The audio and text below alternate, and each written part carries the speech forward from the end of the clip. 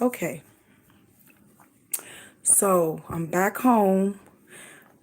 I went to church today on the Sabbath. I had a beautiful time. It was a beautiful word. It was about it was about faith, and it's about the having the faith of God. It was a beautiful word. It was about having the faith of God. So yeah. So now I'm back home. About to get ready to see what these kids and stuff going to eat. Take a shower. And I tell you, when I go to sleep, baby, I'm about to go to sleep. You hear me? Okay. So I want to say this to you all real quick. Who sent you? Who sent you? Okay. Okay. John chapter 10, verse 10.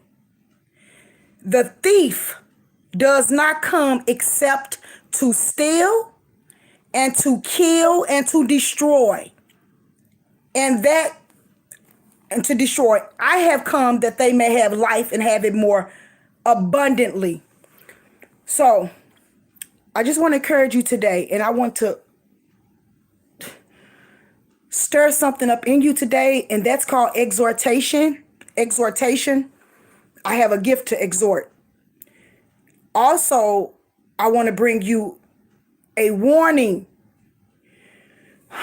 I need you all. Listen to me.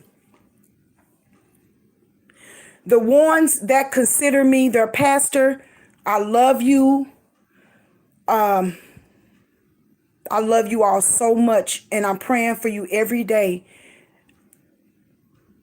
The covering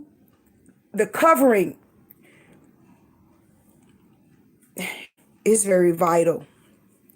So I'm, God is faithful. That's all I want to say right now. But I love y'all. The ones that consider me your pastor, the ones that tithe and send their offering and everything. Baby, when I tell you I'm standing in the gap for y'all, know that. Okay. So we got a warning. We got exhortation. We got encouragement. Okay. Everybody that come in your life don't mean they mean you any good, which I'm quite sure everybody know that.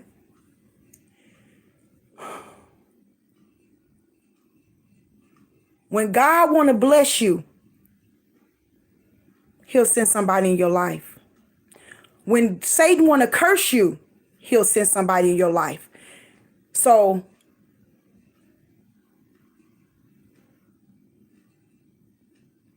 the moral of this is, who sent you? It's having that discernment of understanding who sent you. So let me tell you what happens. These are the last days. When Jesus coming back, who knows? Don't nobody know. But what I'm telling you in the Bible, in the book of Daniel, let's go to Daniel real quick, because I want to read this to you. And I'm asking God to put this video together real quick. I really just wanted to spend a little time with you all. I love y'all so much. I haven't been on here in a minute. So I'm here today so I can encourage you, okay? So I want to read this scripture to you. It's in the book of Daniel. And I want y'all to understand, when God want to bless you, he sent a person. When Satan want to curse you, he sent a person. Listen to this. Those who do wickedness against the covenant, he shall corrupt with flattery.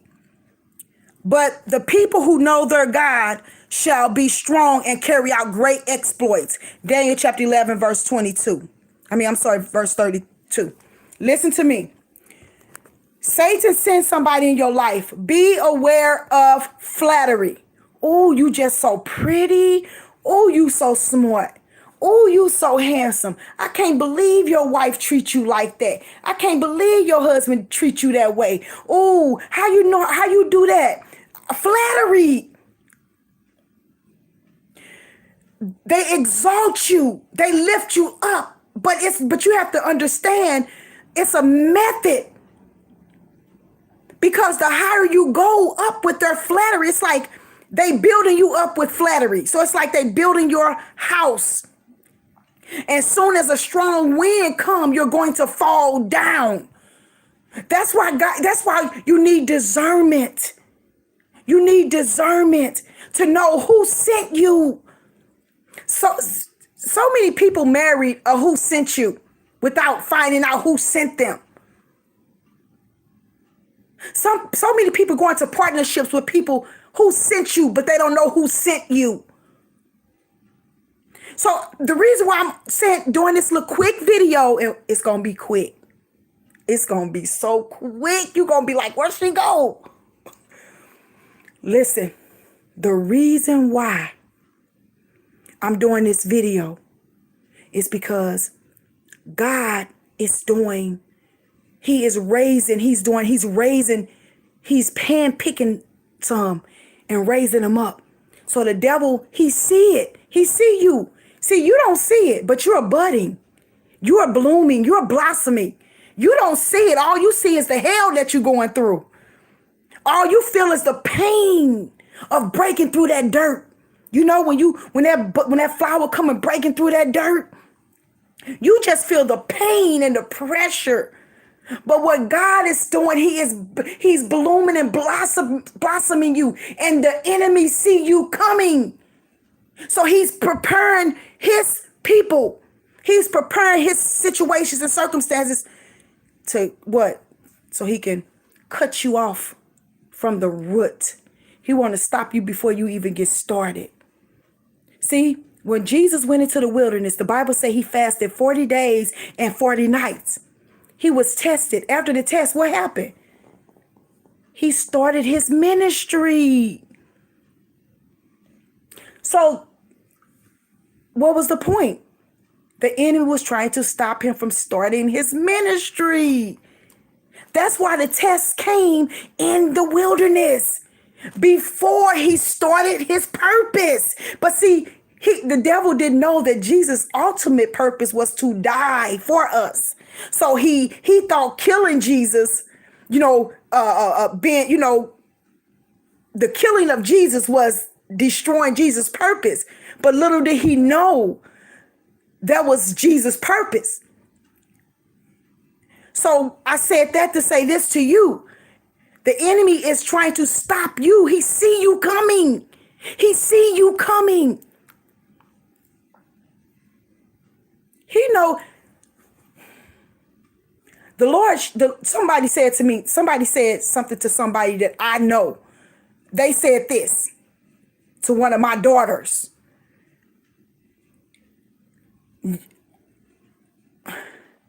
I didn't want you to go over your mama house. I ain't want you around your mama. Because I knew if you went around your mama, God was going to show you what I'm doing. Because your mama got a direct line to God. See, that was Satan talking. Satan will tell you what's really going on. So Satan said, your mama got a direct, remember, Jesus I know, Paul I know, but who are you? So Satan know I got a direct line to God. He said it.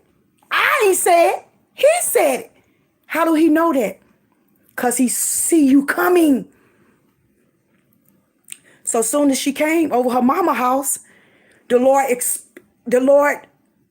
exposed everything. I said that to say this. You are blooming. You are blossoming. Satan see you coming. So he's doing everything he can to try to deter you. He wants you to give up. He wants you to stop. See, he wants you to, but you gotta say no. I'm not going to eat that. No, I'm not going to jump off that cliff. No, I'm not going to be prideful and arrogant. No, I'm not going to let you build me up with your flattery. No, I'm not going to marry you because God didn't send you. No, I'm not finna be in partnership with you because God didn't send you. And you got to look in the mirror and tell yourself the same thing. No flesh, we're not finna fornicate. No flesh, we're not going to commit adultery. No flesh, we're not going to lie and steal.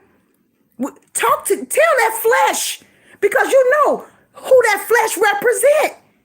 It don't represent God.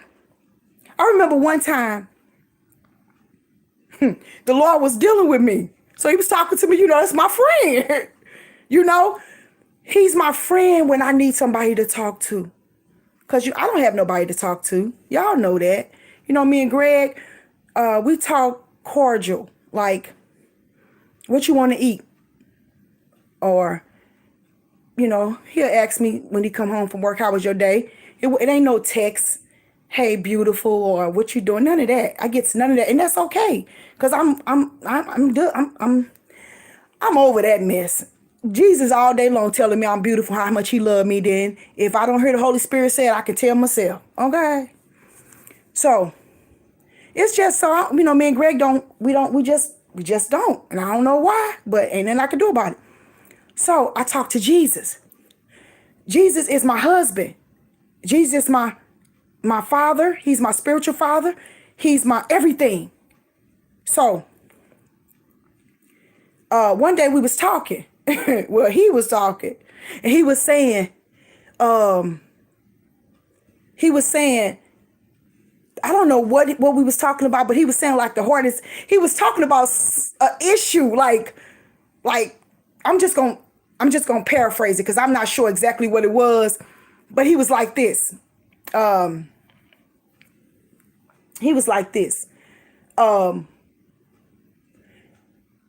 heart is deceitfully wicked. Who can know it? So I'm just gonna say that. I'm just gonna say that as a topic, so I can give you an example. And I said, whatever he said, he was pointing out somebody wasn't right. Somebody was wicked around me. And I said, who? I said, who is it, Lord? Tell me who it is so I can cut them off so fast. And he said, you. I couldn't believe it. I was stunned at my friend. How could my friend say such things about me? After I got my face off the floor, because I couldn't believe it was me. Then I looked in the mirror and I say, God, what is it about me that's not pleasing to you? What am I thinking? What's in my heart? What's trying to rise up? You see? So it's not always about other people. Sometimes you got to cut some stuff away from your own self. If your right eye calls you to sin, shut that joker down. And you know what I mean. Don't go cutting out your eye, okay? You got to be able to watch my videos. You know what I mean. If that woman at work tempting you, get away from her. If that man at the wherever at the gym tempting you, get away from her. If you understand whatever it is that's causing you, that could ruin your life and ruin your relationship with Christ, cut it off. So God ain't gonna only just come to you about other people who unequally yoked people or bad company, corrupt good manners. Sometimes that bad company is you. So don't just go pointing the finger without first pointing the finger. Okay? Point that finger. It's okay if God's showing you something. But the first finger you need to point is right here at yourself. Lord, what is it about me that's not pleasing to you? That's called self-examination. Paul did it all the time. He said, I discipline my own self and bring myself into subjection, lest when I preach to you, I find myself disqualified and rejected by God. You understand? What is that? 1 Corinthians, 2 Corinthians 9, verse 27. And then Jeremiah, I believe Jeremiah chapter 4 talks about that. Being rejected by God. We got to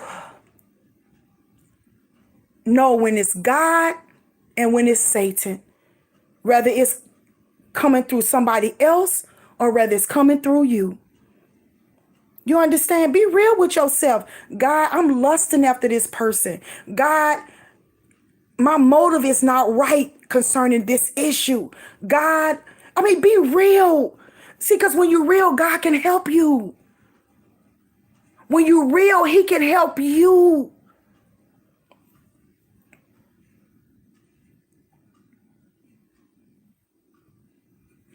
So,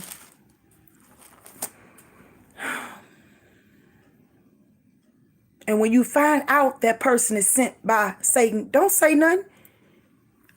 To them, you go to God and say, Father, show me how to get out of this without hurting anybody. Because the Bible says we wrestle not with flesh and blood. So we don't want to hurt nobody.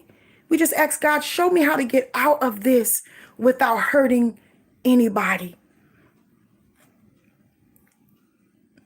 So always be on alert. Who sent you? And when God show you the red flags, because Satan would tell on himself. So when my daughter told me that the person said, because your mama got a direct line to God, I didn't think nothing of it. Then God showed me Satan is the one telling me. So with me feeling like I got a direct line to God, I really do. When Satan tell you you ugly, it's because you're beautiful. When he tell you you dumb, it's because you're smart. Jesus said, what's your name? He said, Legion, because there are many of us. So Satan will expose himself. All you got to do is listen. Beyonce said, listen to the words of, I don't know what she said, but listen. If you listen, he'll tell on himself.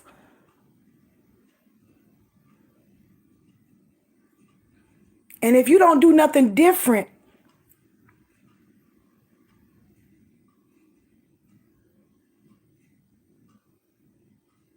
he'll try to destroy you. When Satan exposes himself,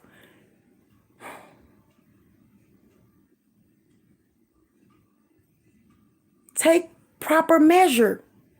Take proper measure. Act accordingly. Ask God to show you what to do.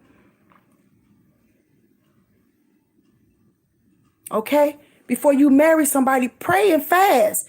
That's a life-altering situation. Why wouldn't you want to pray and fast to make sure you're on the right track?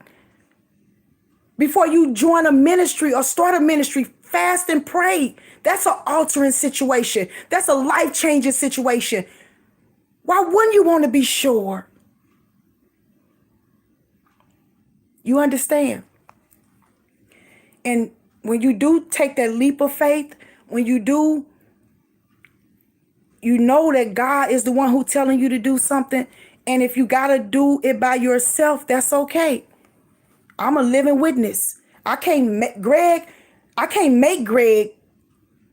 do what God telling me to do. Because he ain't going to let me make him. He'll just, Greg will just say, do whatever God tell you. He don't give me no advice. He don't do nothing. That's just what he say. So the relationship I have is me and Jesus. Who else? What else? So I said I'll let to say this. Don't feel sorry for me, because feel sorry for what? What I'm telling you is your situation might not be a situation that's what you think is normal. But it don't stop you from doing what God called you to do. If you got to do it by yourself, do it. That's all I'm saying. I said that to say ain't no excuses. Ain't no excuses. Whatever you do, do it to the glory and honor of God. Whether your husband is right there with you or not. Whether your wife is right there with you or not. I don't neglect my husband. I'm going to make sure I take care of him. I'm going to make sure I'm pray for him. I'm going to cook for him. I'm going to clean for him. I'm going to take care of his kids. I'm going to take care. I'm going to watch for him. I'm not going to neglect him. I'll make sure he got what he need. So that just because I might not feel like I get what I need don't mean I just shut everything down. No, you be the best you can be in any aspect of your life with no excuses on doing whatever God tells you to do. So people might say, well, Joy can do it. She got a husband. Or look at Joy. I don't care what you think. I used to be so lonely, it was sickening. That's how why you think I fell in love with the Lord? How you think I got to know him as a friend? How you think I got to know him as a husband? How do you think I got to know him as my real estate agent? Because we moved all the time. I had to get to know him as my real estate agent. Something had to change. I got to know him as everything. Why? Because I was so lonely. I had nobody, not even my husband. That sounds horrible. But it ain't. Because if it wasn't for my loneliness, I would never have known God on these different levels. When he was teaching me how to know him as a wife, as a husband, I didn't have nobody in the way. When he was teaching me how to know him as being my children's father. And what I mean by that is, Greg is an amazing father, but he can't be with our children everywhere they go. But Jesus can. See, I learned how to trust God in every aspect of my life. So just because you got a husband don't mean God ain't your husband. Just because you got a wife don't mean God is not your everything. You understand? Don't never think you got it all together. I remember I was telling somebody on the phone the other day how, I believe I was like my goal weight was 150. So I had gained a few pounds. I got up to 156 and I was trying to lose that 6 pounds. But in my heart, I said, I got this because I know how to lose the weight. I got this. And guess what? Them 6 pounds would not come off of me. One day the Lord said to me, you got this? And I cried out to God like a baby. I said, God, I'm so sorry. I realized that I had tried. I had this thing on lock. I had pride in the fact that I knew how to do it. I had pride in the fact that I got this as if I didn't need Jesus. And I repented. And that very next day, I lost them 6 pounds. So something that small, it shows you how important every aspect of your life that God should be involved in. So me being lonely in my marriage, I'm not fake. I'm not fake and phony. So I know how to tell my daddy, I tell God the truth. I ain't covering up nothing. Because if I don't tell God, then guess what? I'm going to go tell somebody else. And then I'm going to go outside of my marriage.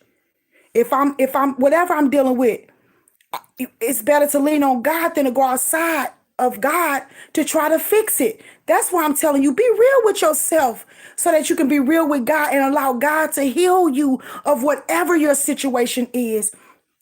And so I'm telling you, saying that about the marriage thing, because it's so many people they going through in their marriages. When I tell you, I get so many emails about marriages. It's devastating. That's why we got to learn to trust God. You cannot put your trust in man or woman because they will fail you every time. You got to trust God. You understand what I'm saying? If God told you he gonna fix your marriage, he gonna fix your marriage. I don't care if it be 50 years until it manifests. If God tell you that marriage ain't gonna work, can't nothing you do make that marriage work. You can go get you an Erykah Badu hairstyle. You can get every pair of contacts, that color contacts that they got. You can have you an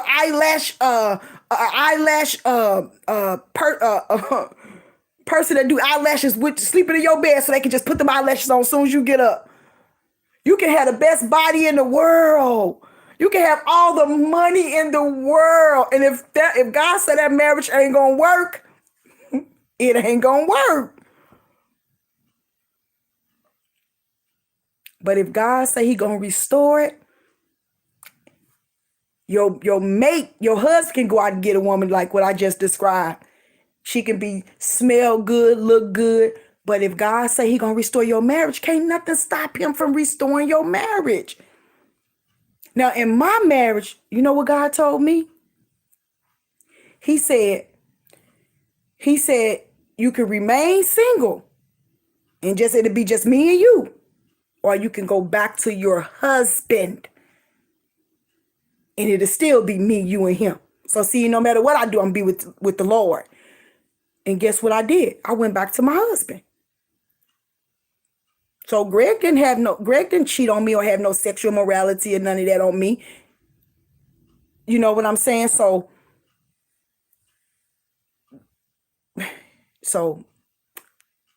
God say either stay single or go back and be with Greg. But it wasn't a clause for another man in my life.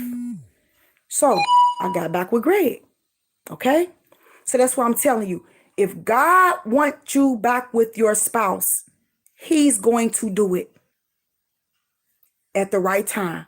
But while you're not with your spouse, while they out there clowning or you out there clowning, God is going to deal with your heart. Stop asking God, what about them? Let God fix you. And then when the time is right, he'll restore that marriage. But if you commit suicide or if you give up or if you'll never know what could have been. So that's all I want to say. I really didn't have a word. I ain't have a word. I ain't gonna even tell a story. I ain't know what I was gonna say. I just had to say something because I miss y'all. Okay. So I'm gonna go in here and see what these kids gonna eat. And Greg, he had to work, so whenever he come home, I have him something in there too. And that's it. Okay. So give me some kisses.